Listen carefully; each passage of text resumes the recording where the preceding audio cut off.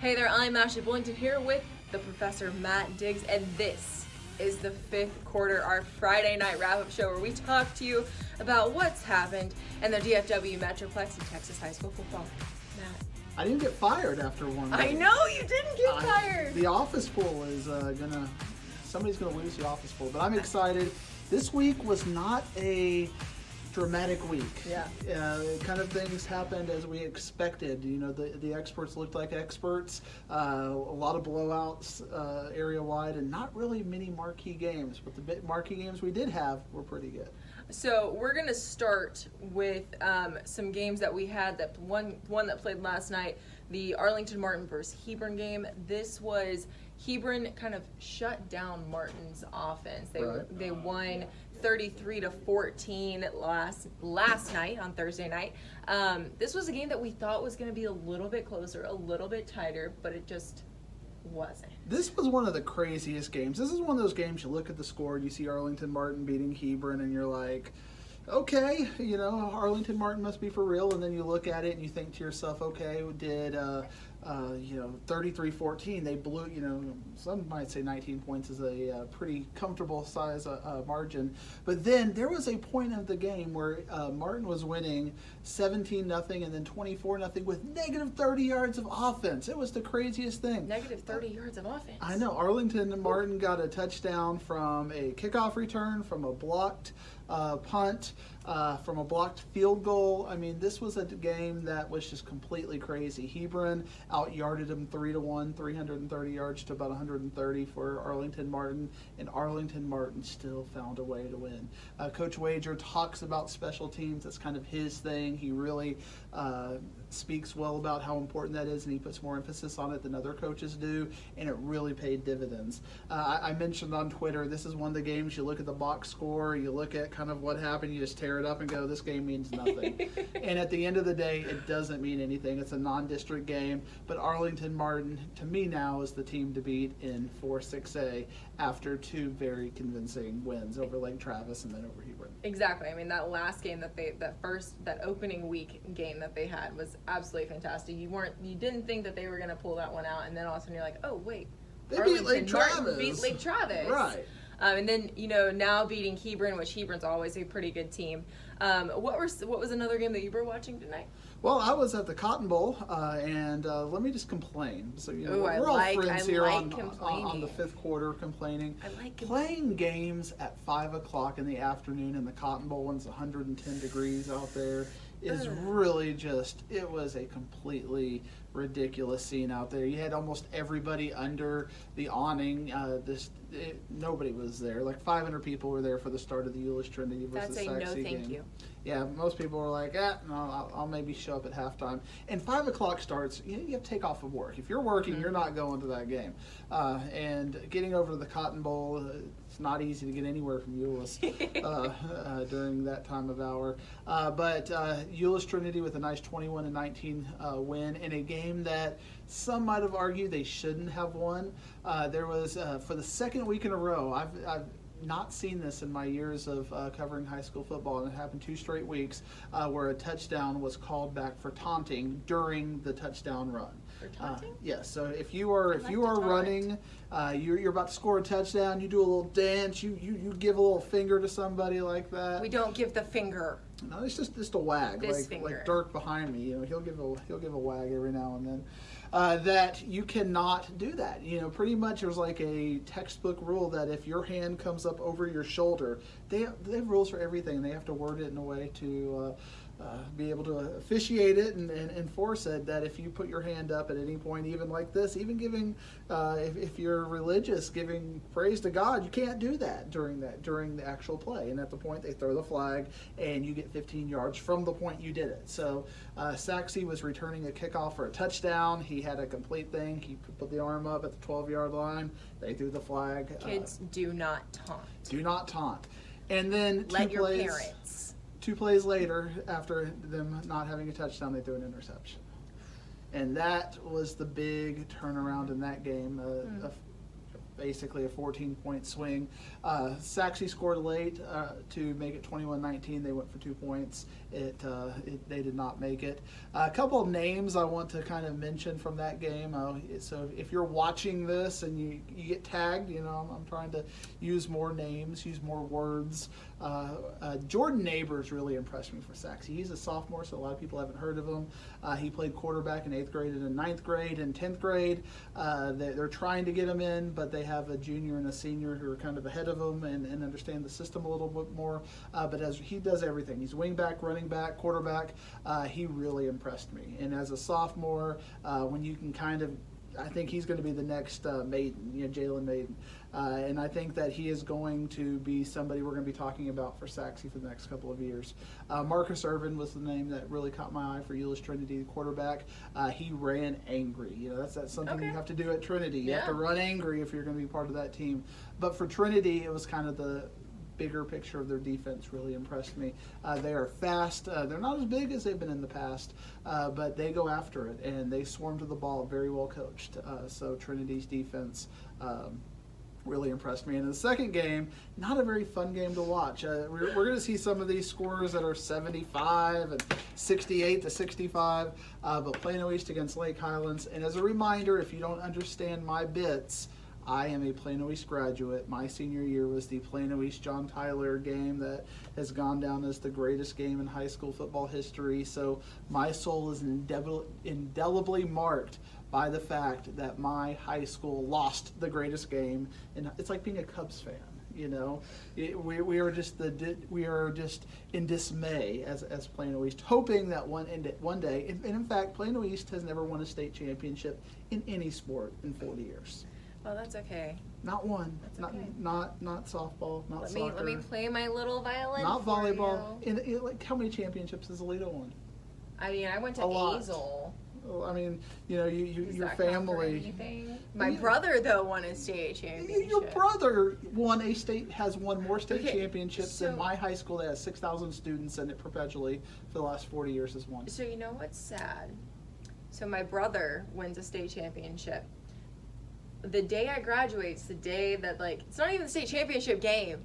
The day I graduate college is the day that one of these games are going on. My entire family leaves graduation to go to this game to watch, to make sure that it's not Alito's last game in 2013. Hashtag rip my college graduation. But we're going to go on to another game, another two powerhouses. And now the psychology side of me, the professor has to come out to analyze that story right there. So many deep themes at this show, the fifth quarter.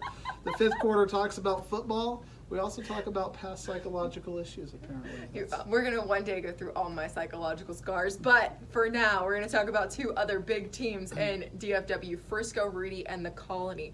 The Colony blew Frisco Reedy out, and that is not something I was expecting. It was 48-19, the Cougars win. Mikey Harrington had 6 touchdowns for the night. Miles Price had over 270 yards and 2 touchdowns for the night. The Colony is out, and they're out for vengeance right now. Yeah, the Colony's for real.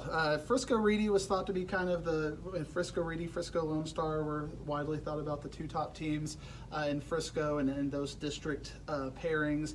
But the Colony, to me, has asserted themselves as a top 5 team, I think, when we're looking at 5A. And I don't like to get into the whole divisions. 5A is 5A, and I know they may not play each other, certain teams. But I think you have Highland Park, you have Denton Ryan, you have Frisco Lone Star, and you have the Colony as part of that conversation. And to me, that's a compliment to that coaching staff over there. Louisville ISD is ridiculously good in just about all the sports. And then the Colony has always been the afterthought. They've always been kind of the punchline. Oh, well, we have all these good teams in the Colony. In fact, the Colony can't even make it to 6A. But the Colony is now here to kind of say, hey, we're part of this great district of tradition in Louisville ISD. We're going to be a good football team. And Frisco Reedy, they tried different things. They rotated quarterbacks out. Both their quarterbacks seemed to kind of struggle tonight from what the stats I was looking at. Both of them under 500 completion percentage. You thought Jalen Kitten was going to really get in there and solidify himself, but it's kind of that back and forth between these two quarterbacks. because they're both kind of struggling right now. Right, and AJ Padgett also did, none of them really stood out in the quarterback competition. Coach once told me, if you've got two quarterbacks, you've got no quarterbacks. When you have the two-headed monster, it's not always the best thing. And so I don't know how Frisco Reedy is going to respond, to kind of shaky games. And Frisco Reedy is a new school. It's not a school that has tradition and it's thought to be guaranteed, like a Katy and an Allen and a South Lake Carroll every year to be a top team. The Colony, though, Miles Price is phenomenal. Just absolutely phenomenal. His first two catches of the game, touchdowns, 60-yard touchdowns, ends up with 224 yards, 2 touchdowns. Will probably be a bobblehead nominee. A little. Got to talk to the Wizard. A sales pitch for the Saturday show. Keith Miller also played very well for the Colony. They're arrived, and they're a top 5 team in 5A, and they are a serious contender for not only district, but they're also a serious contender to make a good run into December. So what is the last game you want to cover in our first segment of the 5th quarter? Well, I will just lament about Plano East losing that was the second game at the Cotton Bowl. They lost to Lake Highlands 17-7. A couple of names for Lake Highlands, got to make sure that we give them credit. Lonnie Jordan is a fantastic coach over at Lake Highlands. Mitch Colson was the quarterback. He really was a good leader. He's not a D1 guy, but he's somebody who he runs the team. The team believes in him. Tyson Washington, a very speedy running back. They play Haltom next week, so it'll be a fun game. Haltom Buffaloes. But the last game I wanted to talk a little bit about was one of those video game scores. You had Justin Northwest and McKinney North ended up 68-65. And the way this game ended, one of those crazy things, Northwest is about to tie the game at 66-66. 9 touchdowns and a field goal.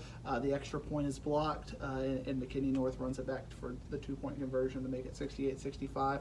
Listen to some of these numbers. Again, bobblehead warning with this game. Austin Ahmad, the quarterback for Justin Northwest, 512 yards passing, 7 touchdowns. And you would think, okay, well, they pass the ball a lot. I guess their running game must not be that strong. Well, until you look at their running back, Kendall Sims, 31 carries, 197 yards. So one team, 770 yards. Can I get the eye pop out emoji right now? They lost. This was the team that lost. McKinney North, Emmanuel Fincher ran the ball well, 15 carries, 205 yards, 2 touchdowns.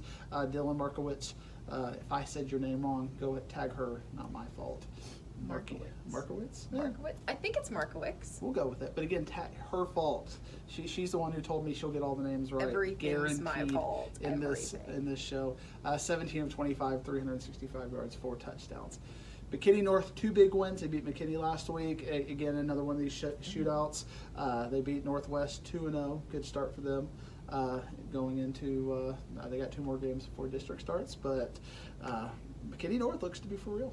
So people are playing the cheat codes and all that kind of stuff for McKinney and Northwest. That's definitely one that we're going to be playing on the Xbox. Yeah, I know. I mean, this is a team, a talented team, and Northwest is a talented team. Northwest has a pretty easy district, so their non-districts are pretty important to get them ready for that. McKinney North also has a very stout district. One of the bigger upsets of the week was actually in their district. Waxahachie beat Mesquite Poteet this week. We can talk about that when Matt comes back, right? We can. Well, I don't even know if we'll talk about it. So many good things. So many good things. Week 2. Waxahachie, congratulations, Indians. Big win. Awesome. Well, we are wrapping up this first segment of the 5th quarter, and this next segment that we have coming up here in a second, we speak to Matt Harris about the Ryan Harris about the Allen Dickinson game that they were at tonight, live tweeting from our Inside High School Sports account. But we will be right back with that. Don't forget to catch our extended coverage of the high school football season each week on The Warm-Up, presented by your local North Texas Geico agents. We will get you ready for all the action this Thursday on all our social media outlets. And we're back on the 5th quarter with a new face, Ryan Harris. Ryan, how are you doing tonight? Good. How are you? Yeah, I'm good. Thank you so much. You were live at Dickinson Allen. Talk about that game. I heard Allen pulled out a pretty big win tonight. Yes, ma'am. So Dickinson came up here from Houston to play the Allen Eagles because they wanted to play a team that they wanted to play a program that was one of the best in the state. Last year, their playoff road would have been the toughest in Texas had they not lost in the second round to the eventual state champion in North Shore. They'll have that same playoff road this year. So they wanted to face some competition early in the season that would give them a chance to see one of those type really good teams so that they'd be a little bit more prepared for the playoffs. They came up here and got off to a great start. First play, Dickinson scored a touchdown. Allen recovered from that and took a 35-14 lead in the second half. What was concerning for them, the only really concerning part of this game for Allen, was the second half when they were up 35-14. Raylan Sharp threw an interception, and then they fumbled on back-to-back possessions. That allowed Dickinson to cut the score to 35-24. And it would really never get any closer than that. Allen added a field goal. They won 38-24. But that was a little concerning in the second half where it was the third quarter. They turned the ball over back-to-back possessions. And, they could have given up the game right there. So how did Raylan Sharp look? I know it's the new Raylan Sharp era. I'm excited to get out there and actually watch a game that he's playing in, but how did he look tonight in his second varsity football game? He looked all right. He threw 4 touchdowns and an interception, but he went 15 of 29, so barely 50% passing. And again, that second half stretch where he threw the interception and then they fumbled the next possession. That's something where if you had a quarterback that was maybe a little more experienced, that might not happen. But they did pull out the win, and he looked. They were good enough to beat a good Dickinson program. Allen's one of those perennial teams. I mean, they go to the state championship or a state, state semifinals almost every single year. Do you think that they have the capabilities with the team that they have that you saw tonight to possibly make it back to that state championship game that they just missed last year? Well, that's tough to say because we don't know who they're going to face. You don't know at this point, at this stage, if there's going to be any injuries. We did see an injury to a Dickinson offensive lineman at the very end of the game, and you never know. When you're playing this game, it's a brutal game that can happen to any player any week. But with this squad, assuming they're fully healthy, they should be able to go on another deep playoff run. I'm not sure if a state championship appearance is in the cards. If that happened, they would likely be carried by their running game and their defense. But Raylan Sharp is good enough to get them at least 2-3 wins in the playoffs.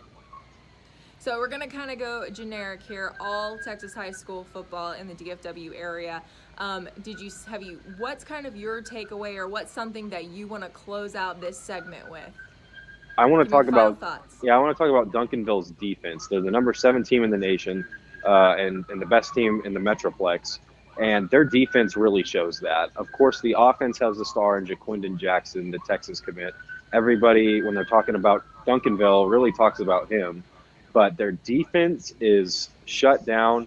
They allowed only 3 points to Lancaster last week, and last I saw, they were shutting out a good South Oak Cliff team. So their defense is something that if they're going to win the state championship this year, their defense is going to need to continue playing like this.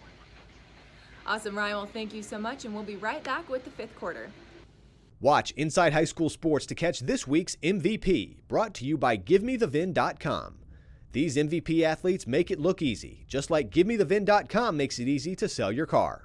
And we're back with the 5th quarter with Mr. Matt Diggs, Professor Matt Diggs, and we're calling this segment "Digging the Truth."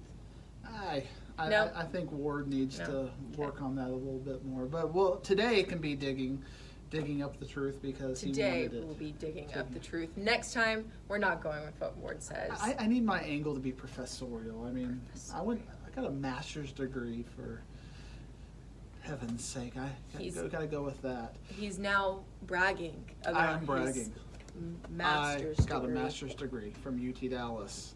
What's up? I'm sure most coaches who might be watching this, they all have their master's degrees. They got that pay bump. They're smart. Hashtag masters. Hashtag smart kids. But let's just talk. Brag. Let's just talk about things around the area. I'll just kind of look at some quick hitters from across the Dallas-Fort Worth Metroplex. A big game of note that many people said was an upset statewide. I actually picked Argyle to beat Waco La Vega, so I did not consider it to be an upset. But Waco La Vega did not beat Argyle. Argyle with a nice 49-35 win. Some statistics in that football game of note. Bo Hogaboom, 12 of 20, 237 yards, 4 touchdowns. Former bobblehead winner. Tito Bice, 43 carries, 206 yards. So Argyle with a very nice win. I got some intel to watch. A couple of people at the Allen game, they told me keep an eye on the statistics for the Green brothers, the receivers, Blaine and Bryson. And getting that clued in, I needed to make sure I checked them out. They scored 3 touchdowns. 3 of the 4 touchdowns that Raylan Sharp threw were to the Green brothers. Blaine had 2 and Bryson had 1. I heard that was a pretty good game. Whenever a team from Houston, and I'm about to alienate all of the Houston people who might be watching her other podcasts and deciding to themselves, let's come check out this Dallas podcast. Let's see. I'm all over the place, guys. I'm in Houston. I'm in Dallas. I'm everywhere. The best. But, good Houston teams are just not as good as good Dallas area teams. When you are a good Houston team, it is a backhanded compliment. It is like saying, you are a hot bronze takes on the medalist, 5th quarter. or something. Here we want gold medals in Dallas, and we usually have all the we gold do. medals. That's a basketball sweep right there. What? The basketball. All of our basketball from DFW swept. This is football Houston season. football Nobody Houston cares basketball about last year. Basketball. I mean, a lot of people care about basketball, but we are in football season. I just couldn't say we swept in football. Yeah, that whole Galena Park North Shore thing. That was very ruined all that. But I actually picked Galena Park North Shore. I thought they were the better team, and I thought they actually let Duncanville hang around a little too much in that game. But they bounced back. There's my Houston love for the day. They bounced back this week after that. And Katie put it to humble Atascocita. Which we weren't expecting that for the Houston show that I was on earlier. We were not expecting that. I was not expecting that either. Katie, good football team. Atascocita scored 69 points last week, and we're only held to 14. They had 2 touchdowns. That was it. That was crazy. Maybe this will be our Houston. We work in Houston every week. We're 2 for 2 when it comes to that. I think Arlington Martin is the team to beat in 4-6A. They've really caught my attention. Tomorrow, Saturday, if you are looking for something to do after watching this in the morning, go check out Denton Guyer versus Cedar Hill. It's going to be good football game. Let's talk some Denton Guyer Cedar Hill real quick. Boy, that was a fun game last week. I went to Denton Guyer versus Aledo, and Cedar Hill got knocked off by Allen. So Cedar Hill's going to be looking for a bounce back game. Denton Guyer is on a redemption tour. They are looking to avenge their losses from last year. I think they are going to be fired up. I like Denton Guyer in this game, and I think they are going to put their fingerprints as being one of the top 5 teams in the area. I think Denton Guyer has so many tools right now that, they've got Eli Stowers, they've got Kedrick Cobbs, they've got Deuce Harmon. Like, all of these guys have all of a sudden just gone from being, these underrated players on a team to all of a sudden now we're thinking, okay, this team could compete for a state championship very easily. Oh, they very easily could. I still don't think they're even going to win their own district. I think South Lake Carroll is still. I subscribe to a theory, you may not have heard of it, called Ric Flair theory. Okay, and it's let's to be the man, you've got to beat the man. Okay. And South Lake is the man. Yeah. And South Lake is the defending champion, and I think you got to beat them. So for me, Denton Guyer, until they play that game and show that they can beat South Lake, they're a nice story. They're nice to talk about, but South Lake is the team. So this season with South Lake, I know they lost several very key players last season, especially their running back name, cannot remember off the top of my head right this second. But they lost one of their key contributors in the running back that they had. what do you think they're going to do this season? I mean, they always it's just like next man up mentality Right. in South Lake, but are they able to, do you think they'll be able to fill those holes that they lost last year? When you talk about high school football, in college and in pros, you can really start to say, well, you need this position or the safety position. If we're sitting here breaking down Texas LSU, we'd be talking about safety advantages and all this kind of stuff. In high school, it's really about systems. It's really about tradition and structure and a lot of those things that you can kind of plug in a lot of spare parts and make the engine run, because obviously not all these high school teams can have D1 players, 22 deep like Texas, LSU, Alabama, and some of the big colleges do. So for me, Riley Dodge's second year to me is a bigger variable than losing a guy like TJ McDaniel, who was a fantastic running back, but this is his second year. Yeah. And he is fired up, and I think he needs to get his system in place because he is an unproven coach at the end of the day. It's only his second year being a full-time coach. He did great as a coordinator, comes from that lineage. Todd Dodge, obviously, he's been breathing football. Probably his first words were, twins deep, he was probably Omaha! Omaha, that's probably what he came from, that family. His mom, instead of like doing flashcards with him doing math problems or something, was probably doing play designs. That's just the Dodge family. They love football over there. So to me, We now have to have a conversation with Miss Dodge about this. so to me, that's a bigger variable than what are they going to replace? They're going to have a good quarterback. They're going to have a good running back. It's not going to be somebody who's going to go to SMU and be a D1 talent, but they are going to step in. So to me, it's about the game planning, the scheming, and will South Lake continue the tradition going on, and can they match up? Because they're not going to be athletically as good as Denton Guyer, but they're not as athletically good as half the teams they play, especially when you get in the playoffs. So for me, I'm looking more at the Riley Dodge, the big picture of South Lake football and what they're going to be able to do year in and year out. So I think that that's going to be better, and therefore I think as a team they're going to be better, as opposed to the first year under Riley Dodge. They're still trying to get his communication style, his big picture programming of that program. So programming of that program, it makes sense if you think about it. The programming, the big picture of the South Lake Carroll program. Okay. So the other end of that game, we talked to Geyer, Cedar Hill. Sure. We can't say it because they're mad at us right now, but Cedar Hill got beat. We'll discuss that off camera. Cedar Hill got beat by Allen last week. It wasn't a thump by any means. But it was a good game, but Allen just outdid Cedar Hill. Yeah. What do we think Cedar Hill does in this game against Geyer as they're trying to get the momentum going to show that they're contending for a state title? Yeah, first of all, I don't think Cedar Hill is a state title contender this year. I'm just talking about what the coach says. Maybe get 3 or 4 more D1 recruits in there, get some more time and seasoning. Cedar Hill's just not there yet. Cedar Hill is a fantastic team. I mean, I love Joey McGuire. He's now at Baylor doing great things there. He had that it factor, that special thing that Cedar Hill was there. Carlos Lynn is part of that lineage, and it's going to take some time to get there, and he's going to need a special group of guys to get Cedar Hill to that next level. So what does Cedar Hill need to do? I don't know that this team is equipped to be a state title contender. I think DeSoto might be more equipped to be a state title contender than Cedar Hill, just with the infrastructure that DeSoto has.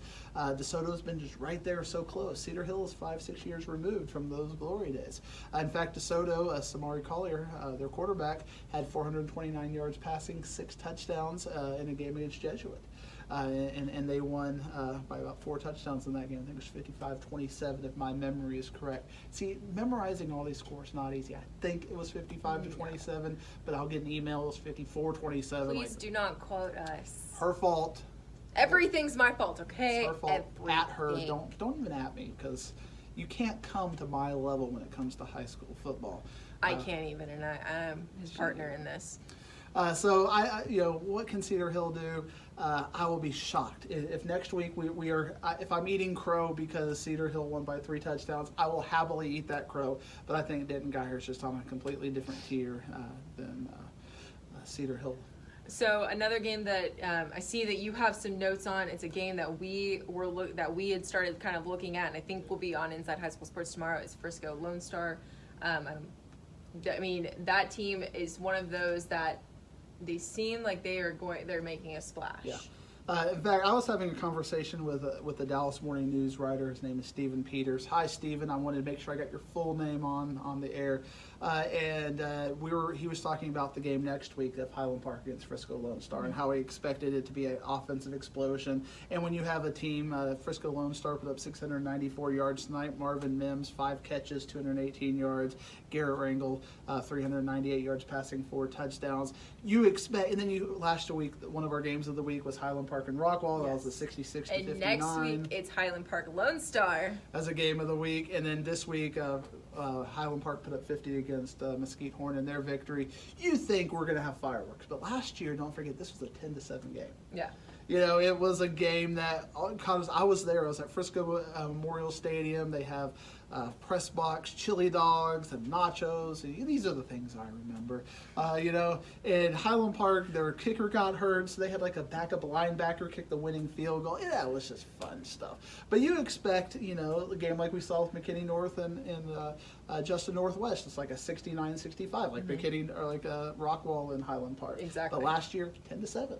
So what are we going to get this year? I don't know, because everybody talks about we need more defense. You know, Highland Park can play defense. Lone Star shut out Denton tonight, 75-0. That is another score that is a video game score to me. I know, and that was like 52-0 at halftime. And you know, just even with the second team and kind of taking off the gas, they still put up that many over points. 10 touchdowns. I know. It was a crazy score. They're playing next week. Big battle. It's going to be fun. I will give you the spoiler alert. Highland Park wins that game. But Frisco Lone Star is a very good team. But they got to get that signature victory. It's kind of like what I was talking about with Cedar Hill, kind of what I was talking about with South Lake. It's what some people call me being disrespectful at the mouth. I need to see a win. You know what? And Let's Frisco see Lone Star, they had a nice run to the state semifinals. Coach Rayburn is a heck of a coach, but this is a new program. I need to see that big signature win and not just an easy route through an easier region. Frisco Lone Star is a fantastic football team with great talent, but they are not Highland Park, 3-time defending champions with all the lineage that they have in the program that Randy Allen has crafted over there. That it's just absolutely amazing to think that they could be going for their 4th consecutive state title this year. Consecutive. And it's funny because Rockwall beat Highland Park 3 years ago, and we're talking about Highland Park. We're talking about Rockwall needs that signature win as well. They kind of point back to that time they beat Highland Park 3 years ago. That's our signature win, because to me, Rockwall is a team that everybody is like right here. I'm going to look at myself in the mirror. Like, everybody is right here. Rockwall is here. They want to be here, but the teams they have to play Longview, they have to play Allen, they have to play Highland Park. They got to win one of those games at some point to get to that level. And it's one thing to lose in exciting fashion. You know, Rockwall does not want to be known as the team that loses in exciting fashion. They want to be known as a winning team that wins these big games, and not just the entertaining team that you schedule if you want a really good game that gets high ratings and is fun to watch, but they lose. Yeah. And I know Coach Webb over there is working to get to that next level tirelessly. He is such a great coach, so imaginative play calling, and it's no wonder that they continue to put up video game-like numbers. So, final thoughts. I have so many final thoughts, and remember, I can pub myself. I give you all of these thoughts on Twitter on the dump at Professor Diggs. You can read them all as you are having morning coffee on Saturday morning. But again, a very pedestrian week. A lot of big scores, a lot of upsets, or not that many upsets. The teams did what we kind of expected them to do. Some, things to consider, I think, the Garland district, Lakeview Centennial losing for the 2nd straight week. The Shine might have come off the diamond. We thought that they would be kind of a surprise team. Denton Ryan just continues to dominate. They look good. And your team, Azle, they had a big win against Wichita Falls Rider last night. Shocked me. See, I picked them to be Grapevine. I said they are going to be district champions this year. We're going to have them. They're going to beat Grapevine. They lose to Grapevine. So now I kind of pivot back and go, okay, they can't beat Rider. They can't beat. Azle's going to hate me by the end of the year. They can't go to Wichita Falls and beat Rider on the road. Then they go to Wichita Falls and beat Rider on the road on a Thursday night. Well. So that's all I got to say what about can I do that. about you Hornet fans? I'm sorry I picked against you, but support me. When I pick you, win those games. I'll pick you all the time. I just won't say anything, and that'll just be that with Azle. Do you have a team you would like to adopt as your team? So No, not yet. Not yet. Maybe if one of you send your team nominations. Hey, what team do you guys want me to start rooting for? Just let me know. Give me a couple of different teams. Let me pick. We'll maybe do a poll about it. Let me find a new team, we have guys. graphics. I mean, we have stuff up here we can do. He's got Plano East, so I need a team. My high school years failed me, so I need a new team. That's another thing we can get into another time, Professor. in college graduation. In college graduation, high school we're stuff. building up the psychological profile in bits and pieces every week, and today we got the college story. Awesome. Well, Matt, thank you so much for your time here on the fifth quarter. Thank you for coming back for another week with me. Thanks for having us. Next week, Highland Park, Frisco Lone Star. Okay. Plano East Saxe. Yes, it's gonna be an interesting the fifth quarter next week. But we go speak to the Wizard for Wingstop Inside High School Sports producer right after this. The Inside Story is driven by your North Texas Honda dealers. Right now, they can help you get great deals on award-winning Hondas. It's their job to be helpful, so stop by your local helpful Honda dealer today. And we are going into the office of the Wizard. Got to close the door so we can actually hear what he's got to say. Wiz, what's up? What's going on? You got your little possessed item there Yes. bringing us through? Yes, we're trying. How are you? I'm good. How are you? You guys talking about the games this week? Yeah, well, you're our last segment though. I am the last segment. We end it with you. You always end with the Wizard. Somewhat best. Now I know you guys were talking about the Martin Hebron game and how great the Martin defense was.